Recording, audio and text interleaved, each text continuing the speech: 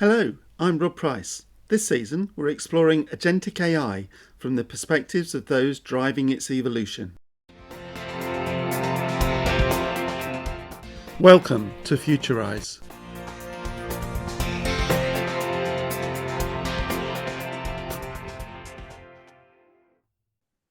I'm Matthew Skelton. I'm known as the co-author of the book Team Topologies. I'm also the CEO and CTO at Conflux. These days, I help CEOs and COOs to rethink whole organizational capability augmented by technology. Matthew, it's great to have you on the podcast. And what one of the things that we're going to explore as we go is that link between team topologies and structure and design with agentic AI, which is, of course, the kind of focus for this season of Futurise. But how did you get to kind of write a book on called Team Topologies anyway? I mean, without wanting to spend all the podcast on that alone, what was the background? How did you get into that? What inspired you? Ultimately, I think underneath the drive to write this book, Team Topologies, which is it's super successful. It's just had a second edition. We've sold like more than 200,000 copies, and which for a business book that's amazing, and so on and so on. So we're in an amazing place. Um, but I think underneath all of this drive to put together all the details in the book was actually a deep care for human thriving. That's what I've realized in looking back in particularly in the last year or so, really trying to reconnect with the stuff that's underneath it. Um, like going back to my very first job after university, I worked for a company that was building brain scanning machines. There were four of us writing software. And at the end of the day, we would upload our code to a shared server, and the person who got there last was the one whose code stuck. Brilliant. So suddenly you've got this kind of conflict of like how we work, the work that we're doing, some conflict and stress around like how do we bring our work together, which it wasn't really thriving. The people there couldn't really thrive in that context. So what did I do? I introduced version control. Now, back in 2021, this was and we were working on Windows machines at the time. So the technology we used was pretty clunky, but it's thinking about the relationship between work, people, technology. What's a more thriving way, if you like, of helping that happen? And I've been doing the similar things ever since, effectively, And over the and last and 20 years. and I think, I mean, since I started talking about how do we get teams of agents to work effectively with teams of people, what does high performance look like in that future? I mean, it was an obvious link. We on an earlier episode we explored kind of some of the DevOps theories in terms of kind of talking to Patrick Dubois.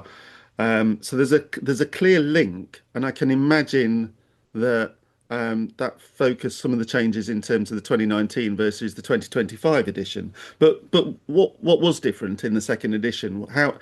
What was the feedback that led you to create that updated version?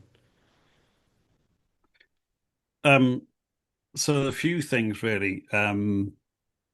One of the one of the main things we hear people saying about the original Team Topologies book and the second edition recently is the kind of shared language it provides. The the the effectively it's a shared mental model across the organization, which is actually really hard to get. But because of the way we chose the language and the visual patterns, the diagramming style, and a bunch of these other things, it's quite opinionated, I guess. Um, but it's helping to bring that kind of coherence across the organization. Um, there was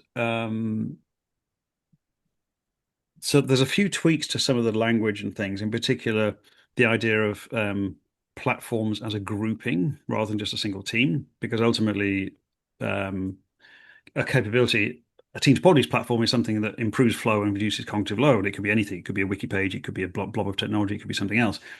Um, but inside most organizations, a platform is a kind of you can zoom into it, and there's other teams inside there effectively. So we call it a grouping. So that's an important distinction, which ended up we ended up confusing a bunch of people in the first edition with by talking about a team. So it's a very practical change. The biggest change, and the one that we're really pleased with, really is the inclusion of 10 case studies from around the world. So we've got a case study from every continent apart from Antarctica, which I think is reasonable because it's basically just scientists and penguins in Antarctica. Um, and from many different industries, so public sector, private sector, banking, like retail, a bunch of different places, like showing the ideas working at different areas. Sometimes it's quite zoomed in, sometimes it's the entire organization. In the case of Telenet, the Belgian telco, um, and so there's like kind of there's proof points, there's evidence, if you like. There's organizations that have run with these ideas and have delivered and achieved significantly positive outcomes by using the team project ideas, and they're applying them in different ways, and they're using this bit but not that bit, and that's all fine. But we're in a position now where um, like the combination of the case studies and the commentary from me and my co-author Manuel, we commented on each one in the book. That then provides kind of inspiration, but also guidance and almost like a beacon for other organizations to go, wow, actually, maybe we could do something like that. And it's already starting to even so we're recording this in November 2025. The book was the second edition was published 2 months ago in September 2025. Even just in those 2 months since it was published, the nature of the conversations that I'm having with organizations, leaders, execs, other people, already very different because we're able to like share the fact that these ideas are having almost an outsized impact across all kind of different organizations around the world. I think, I mean, there's probably a couple of directions that I want to go in from that. Firstly, I was doing a slide the other day, and I was talking about agents and putting agents together to create teams. And then I put teams together of agents to create, well, I was stuck for what I then became, kind of what is a team of teams? And then how do I actually describe the role that people play within that? So Mm. does that imply that there's the third edition around the corner as we begin to explore the evolution of the work that you've done to date with extending it into the digital workforce as well? Yes. I'm hesitating slightly because Manuel, my co-author, and we will write another book. It won't be immediately because we actually need to let the agentic AI stuff play out a little bit more. It's still very early. We need to see. We can predict and we can guess and we can maybe be a bit wrong and be surprised about what pops out. But we're sort of targeting probably 2028, 2029, maybe for a book in that space. Um, I think what we'll be doing in the meantime is working with people like you who really get it, who are like right there embedded in this kind of space and doing it day by day, and looking for good examples of organizations like trying this stuff out and being having success with it, but having success with it in like multiple important dimensions where we're taking account of the security implications. We're taking account of the domain fidelity, a lot of the stuff that, historically many organizations have deprioritized when building software and building systems, the stuff which actually costs and makes things properly work, the operability of these systems, the diagnosability, the traceability, auditability, all of those dimensions. We'll be looking for organizations that are succeeding well in doing that kind of stuff with agentic AI and blended teams and using that to I guess try and work out whether there are genuinely new dynamics at play, or kind of the extent to which the existing patterns in team topologies and related approaches still hold, but we might need to kind of translate them a bit, or might need to kind of expand the definition a bit, or tweak it slightly.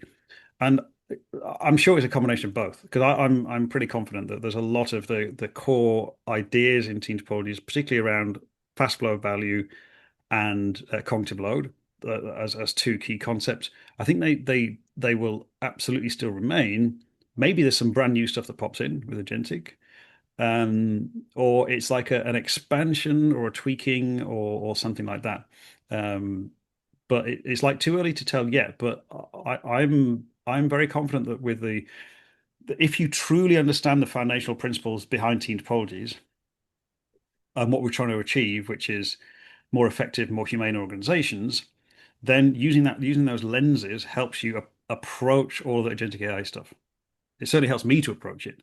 It provides a very clear way to think about like what success looks like. Well, I think if I kind of pick the phrase that you used really early in the conversation of thinking about human thriving as part of that, Mm, then that's a critical kind of thread, I think, to kind of flow through it. mm. And I agree, we're right at the start, aren't we? So, what best than to see and to describe and demonstrate what emerges as an evolution and as best practice. It's probably a good point to kind of flick across to Conflux at that point as well, because I guess, well, you won't be sat around kind of watching the market for the next 3 years before then deciding to write the book. So tell us a bit about Conflux and what you're trying to bring as helping the market evolve through that. So, Conflux is a company I founded actually quite a long time ago, back in 2017, but just recently, so about a year ago, so back end of 2024, and particularly during 2025, just now, we've been really zooming into what are the conditions for success with particularly large enterprises, but organizations of all sizes, and what are the things that many of these organizations basically fail to do because there's all these stories of like failed transformations and so on and so on. Agentic AI in particular, but AI in general, is like in a lot of cases, it's shining a big spotlight on organizational ineffectiveness. The organizations that are succeeding adopting, technologies in general, like cloud and DevOpsy type stuff before that, but now AI and agentic AI, the organizations that are succeeding are doing a bunch of things in a particular way. The organizations that are struggling with these things, they're also, well, they're not doing the important things in a particular way. And what are those things? We're really trying to answer that question.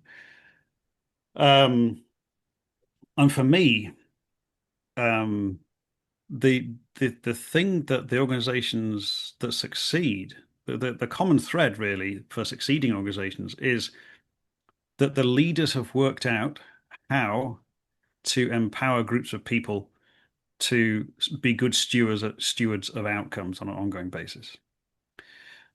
And I think that sets the scene for how organizations are going to succeed with agentic AI. Because if leaders have worked out how to trust groups of humans, then we've got the framework, the organizational meta framework for working out how to trust groups of AI agents to do things. Because otherwise, you've got a danger where you just accidentally assume that the rules that apply to humans don't apply to agentic AI at all. But then you've got challenges like you just allow the AI agents to roam free across all the data stores in the entire organization and mash up all kind of data, and suddenly you've got an entire mess. Like you've got uncoherent data that is not accurate, and so on and so on.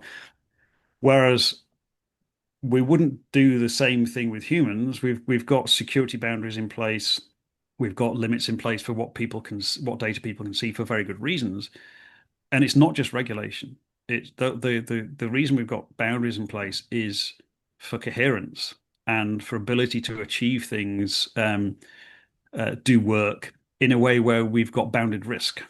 So we can reason about like what would happen if this group of people kind of, if you like, went rogue or accidentally did something wrong. Well, then if you take the same approach, you can reason about what happens if agentic AI agents kind of go rogue or do something wrong. Like you've got the framework in place, and you've got the what's sometimes called bulkheads or blast doors, this kind of thing in place, which then limit the potential downside of something going wrong in a particular area. And from a software perspective, like SRE, site reliability engineering, all of this kind of, we've come to understand over the last 20 or so, maybe 30 years, how to do this stuff and why it's good to put a bunch of these things in place from a data security perspective, from all kind of different perspectives, because it allows us to reason about the downsides of when things go wrong. And I think the organizations that get that stuff and understand how to put in place trust that enables fast flow value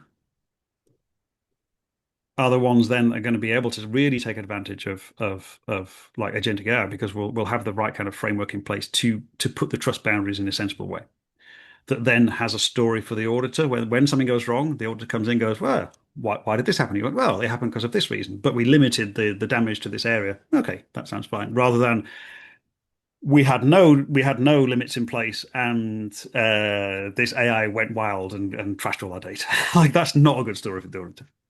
So I think it's um, like really zooming into the conditions for success with doing things at speed and at scale, but safely and sustainably. So for me, that's four S's: speed, at scale, safely, and sustainably.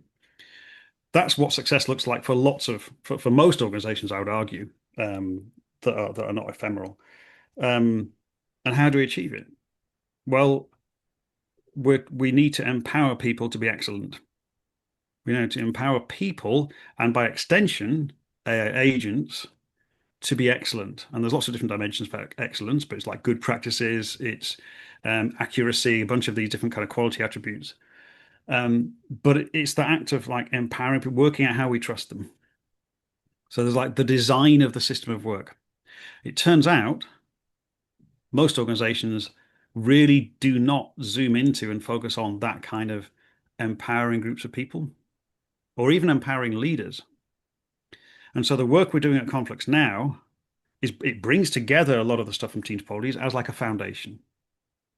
Someone recently called Team Topologies the infrastructure for agency. So like an infrastructure that helps humans and AI agents to have agency. Which I think is a really interesting phrasing. The person who came up with that phrase was Stuart Winter-Tier, who's like an AI product person. It's a really interesting perspective, and it made a lot of sense. With Team Topologies as an infrastructure for agency underneath, all those kind of Team Topologies patterns and terminologies and principles and things. I mean, maybe they change over time, right? As we learn more about agentic, but whatever. There's some sort of infrastructure agency underneath. What do we need to apply on top to have to build that trust, alignment, awareness, engagement, and so on and so on? And that's what we're at Conflux. We're focused on those two different dimensions: the infrastructure for agency underneath, team topologies and related practices, um, and then activities that enhance trust, engagement, alignment, and innovation, like continuous innovation across the whole organization. Um, so it's a more holistic approach to organizational success. Um, and actually, I can tell you that I mentioned a book that I'll write with Manuel in a few years' time. So that will happen. We've not started it, and we won't start it yet. But I have started working on a book sooner before then, which talks about exactly all this stuff around alignment and engagement and so on and so on, around how we get to this state of empowered excellence for entities, whether it's people or agents working in the organization. So that book, something I'm writing with my colleague Renee Hawkins. That book we're hoping publishes in 2026. We don't have a title yet. We don't have a subtitle. We've got a publisher, and we're working very hard on making that a thing. But that's really, again, zooming back into how do we help organizations to thrive, people to thrive, but organizations to thrive as well. And what we see is in many organizations is a thirst for thriving, really, but no kind of template and language and patterns for doing it at scale and at speed. And that's what we've really zoomed into and working on now. The book is a kind of reflection of the work that we do in Conflux, effectively. I think if I took the first half of the answer, it's almost a description of why Futuria is doing what Futuria is doing. Because I've said for a Mm. while now that even if we had AGI, it's not like you'd implement it in an organization tomorrow, because you've got to think about all those things that make the organization structure important and enables it to succeed, and how you protect all those things still, whether we're talking about humans or agents. Um, so in a sense, going back to your earlier point, it brings to life that alignment.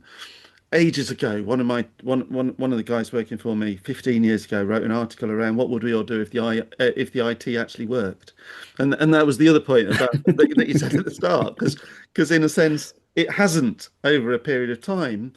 Um, and at this early stage of agents and agentic, then I can assure that um, it's complex and it's hard, but you can get that to do amazing things. It's just a question of then how can it do amazing things together with people, and in a sense, what Mm, should it do and what shouldn't it do? So, so, mm. so are there any guides that you've got from the work to date that are effectively kind of informing maybe some of the boundaries of kind of where we should be deploying um, digital workers with agency, if you like, as part of our human teams, in support of our human teams, as Steve Smith on my podcast said once upon a time, to make our human teams incredible. Yeah, it's a nice phrase. So there's obviously, as you know, right, lots of different ways of using AI inside organizations. There's like AI to accelerate content creation, useful in some cases, in other cases, way less useful, particularly when it's generating mountains of code or mountains of like sloppy articles that are useless. That's less useful, but it's accelerating anyway. I mean, I use AI to generate content on a daily basis, but it's a very particular workflow and a very particular focus, and we get very good results from that. There's AI as augmenting teams, so like reducing cognitive load, helping them to solve problems more quickly, a bunch of these kind of things, speeding up the existing. Um, there's obviously like embedding, I don't know, chat GPT or something into a product and using that chat interface as a way to drive interaction. I think I'd like to talk about that in a little bit more because there's a particularly spicy example that came out just this week around that and the dangers of that. But there's also like AI as decision making, so like and kind of bringing together data and mashing it up in different ways and giving new options, whether it's product testing or whether it's protein folding or whether it's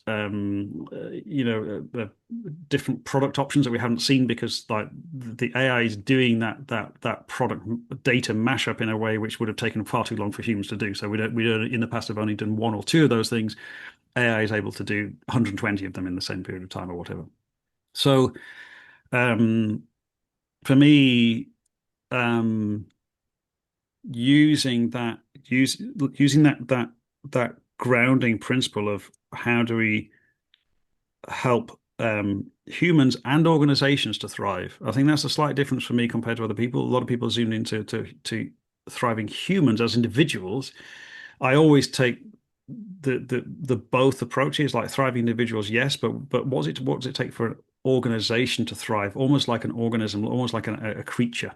How's that thriving? How are the different parts of it thriving, if you like, as a whole organization? Um, and using that as a lens to think, well, where would it make sense to bring in some AI capabilities in here? Um, so if you're using AI to generate um, huge piles of poorly written content, that what Harvard Business Review called work slop, then that's not thriving because then somewhere further down the line, someone's got to read all these big sloppy articles and then deal with them. That's not thriving. That's piling it on and making their lives a misery. But there's like as I said before, like from my own experience, there is a way to use these tools to create very high quality content. I actually tried it the other day.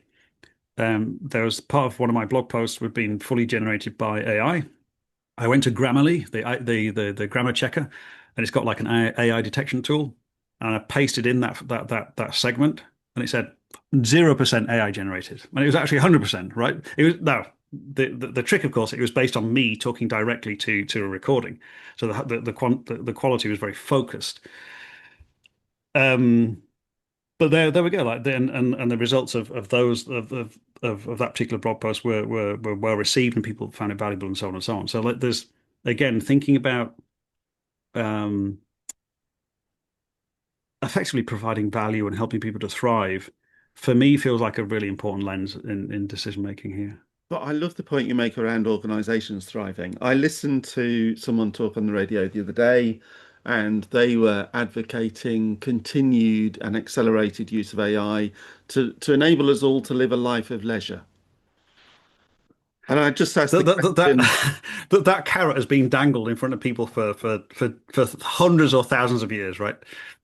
but do people want that? So the concept of a relationship that enables people to thrive and organizations to thrive in harmony to some degree Hmm. and enable choice within that, I think is an interesting way of looking at it. Let's go back to that chat point though, because in a sense, one of the other things that we've talked quite a bit about recently has been is the future of work a chat interface, and I might argue not, but is that something that comes out of the work that you've been doing and Team Topologies in terms of the nature of interaction between um, teams and people in teams, and what maybe that lessons there are there from an agentic point of view, in the way of interaction, the way of collaboration, how we choose to work.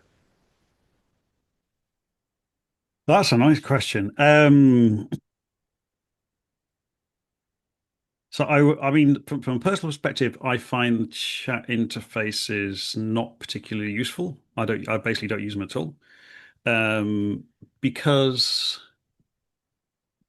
I think I prefer to frame my I prefer to arrive at the intent through other means and then use generative AI to produce something off the back of it or that kind of thing rather than using the chat as some kind of it seems like some people use it in order to learn. But I mean, that's just personally, I've not got to the point where I'm using it like that. And I think that's partly due to trust, if you like, because certainly the large language models, there's some amazing things that it can do or apparently do, but at the same time, they certainly in the work that I'm doing, I kind of don't want a general response. I want something that's more expert. Yeah, And so like that drive would probably start to drive me towards smaller language models which are more focused in order to, but that's partly the nature of the work that I'm doing. But a bit like, would you choose to get an answer from a generalist, a human generalist, or if you want a particular answer, would you go to a specialist? And um, there is something important underneath there around kind of knowledge fidelity.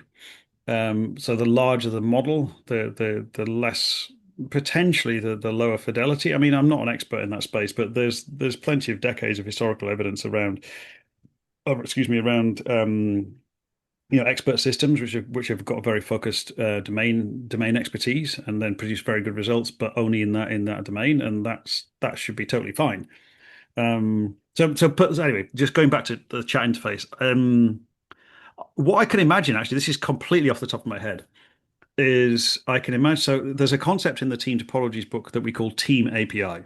So API is a very technical term, application programming interface. It comes from software, but it's a quite a useful term because what an API really a um, is an agreement about behavior and sorry, a set of expectations about behavior and outcomes from an interaction.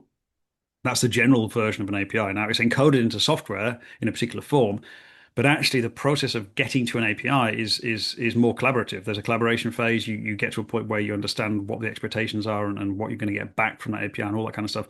It's actually really useful because by doing that, you are determining what the right capability is to provide and consume across a provider consumer boundary. That doesn't have to apply to software. You can use the same technique to work out how to negotiate a contract in a way which is then self-service.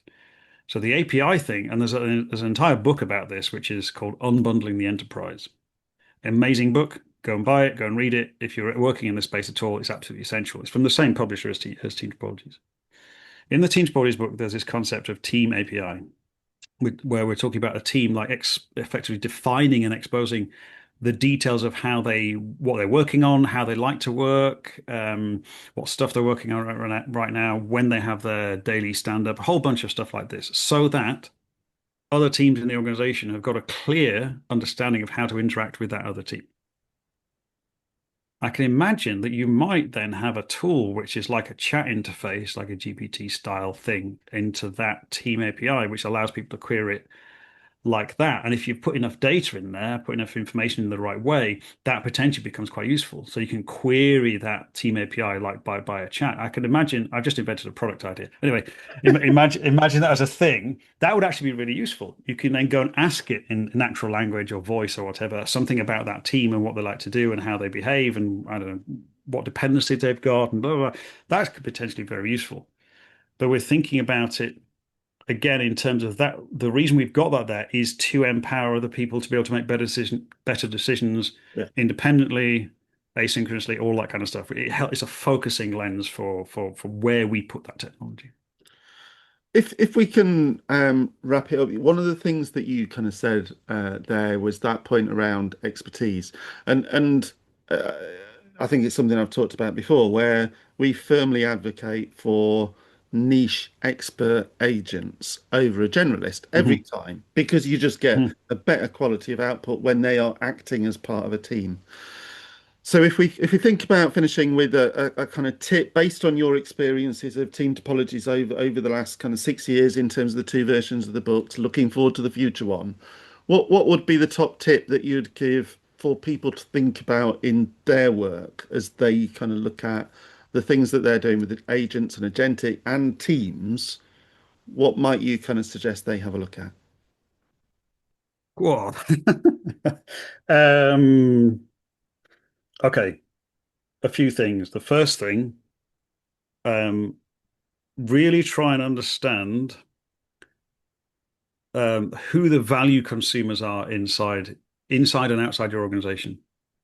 What is the value that your organization is providing to other people, whether they're outside or inside? Who's providing it and why? And what's the nature of that value? Um, that sounds really straightforward. It turns out that most organizations don't frame things like that at all. I did some work recently for a charity in the UK. They had set up all of their teams in terms of getting money into the door, getting money through the door. And things weren't working properly, things weren't flowing. And we worked through it and said, well, if you reframe how teams are set up in terms of meeting value consumer needs, they've got different types of customers effectively, but we call them value consumers. And it completely reframes like the nature of work and how we think about things.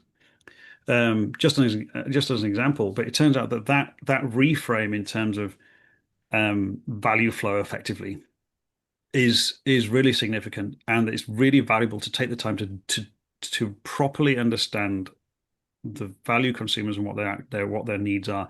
Almost everything else kind of comes backwards from there, and then it helps you to frame like, okay, well, where do we need different capabilities? What should we focus on?